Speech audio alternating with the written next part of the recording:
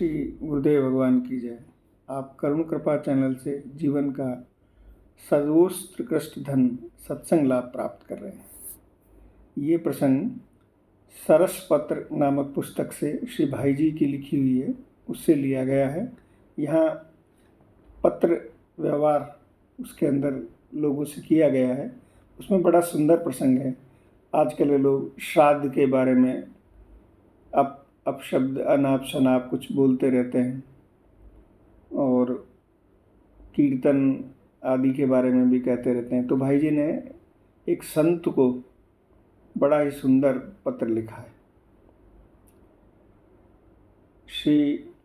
आपने बड़ी आत्मीयता के साथ लिखा कि पूज्य सेठ जी के ब्रह्मलीन होने की तिथि पर रामायण, गीता पाठ, भजन, कीर्तन आदि के आयोजन की जो सूचना निकली है वह सेठ जी के सिद्धांत के विरुद्ध है।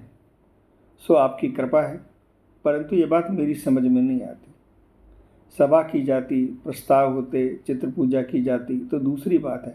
निधन तिथि के निमित्त से पूज्य सेठ जी, उनके गुणों का, चरित्र का, उपदेश का स्मरण करना, उनके जीवन में उतारने पर विचार करना, उसके प्रिय कार्य गीता का स्वाध्याय मनन करना, रामायण का पाठ करना, भगवान नाम कीर्तन करना उनके सिद्धांतों के विरुद्ध कैसे हो सकता है? कुछ समझ में नहीं आता। उनका स्मरण करना क्या उनके सिद्धांत के निषिद्ध है? गीता पाठ, रामायण पाठ, नाम कीर्तन, उनके उपदेशों के रिकॉर्ड सुनना आदि अच्छे हैं, पर उनके निमित्त से ये उनका नाम लेकर क्यों किया जाए, ये कहें तो भी समझ में बात नहीं आती। सारी गीता प्रेस की पुस्तकें, कल्याण, गीता भवन का प्रत्येक कमरा, गीता भवन के नीचे के प्रवाहित, सुरसरी के प्रत्येक घाट, सत्संग के सारे आयोजन क्या पुकार कर उन्हें निमित्तता को घोषित नहीं कर रहे हैं? इस दृष्टि से तो ये सभी सिद्धांत विरुद्ध हैं। इन सबको भी बंद कर देना चाहिए। निधन तिथि पर ही क्यों किया जाए, यह कहें तो बात भी समझ में नहीं आती। हिंदू सनातन धर्म का एक खास अंश है पितृयज्ञ श्राद्ध आदि। श्राद्ध निधन तिथि पर ही होता है। मुझे पता नहीं सेठ जी की श्राद्ध कब किसके सामने निषेध किया और घर वाले अब भी उनका श्राद्ध करते हैं या नहीं, पर शास्त्रानुसार तो श्राद्ध करना ही चाहिए। उनके श्राद्ध के निमित्त से ही, निधन तिथि के निमित्त से यदि देश के लाखों लाखों स्त्री पुरुषों के पास सूचना पहुँचे और वे सब सेठ जी का पुण्य स्मरण करें, उनके उपदेशों का, गुण चरित्र का स्मरण करें, उनके प्रिय गीता रामायण आदि का स्वाध्याय करें, भगवान नाम का कीर्तन करें, तो मेरी तुच्छ बुद्धि में उनके सिद्धांत के विरुद्ध कुछ भी नहीं होता, बल्कि ऐसा करना उनमें श्रद्धा भक्ति रखने वालों का कर्तव्य और उनके लिए वांछनीय है।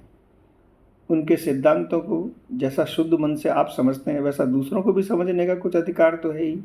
मेरी समझ से तो पूज्य सेठ जी ने किसी भी निमित्त के लिए जाने वाले संत महापुरुषों के स्मरण, उनके उपदेशों, गीता रामायण आदि का स्वाध्याय निषेध कभी किया ही नहीं। न सिद्धांत उनको किसी को निमित्त अकरणीय माना।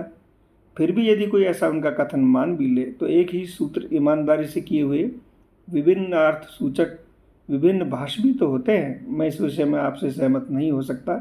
ये मेरा दोष है या अभिमान है? मैं कहने का साहस तो कभी नहीं करता कि मैंने पूज्य सेठ जी को सिद्धांत को ठीक ठीक समझा है। मैं यही कहता हूँ कि मैं सिद्धांत का पूरा पालन करता हूँ।